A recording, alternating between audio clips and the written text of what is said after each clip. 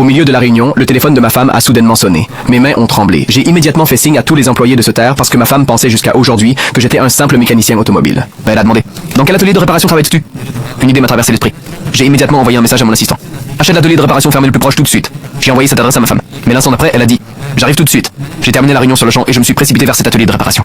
La vérité était que je suis le PDG d'une entreprise cotée. Mais pour tester ma nouvelle épouse, je me faisais passer pour un pauvre devant elle. Je n'avais pas encore décidé quand lui révéler ma véritable identité. C'est pourquoi, par nécessité, j'ai dû acheter cette boutique de réparation en faillite. Le propriétaire du magasin était si heureux qu'il s'est agenouillé devant moi pour cirer mes chaussures. Mais c'est alors que ma femme a tout vu. J'ai paniqué et j'ai rapidement relevé le commerçant. Ma femme a trouvé cela étrange. Elle ne comprenait pas pourquoi un patron cirait les chaussures d'un simple employé. J'ai dû mentir. J'ai dit, il a une habitude un peu étrange.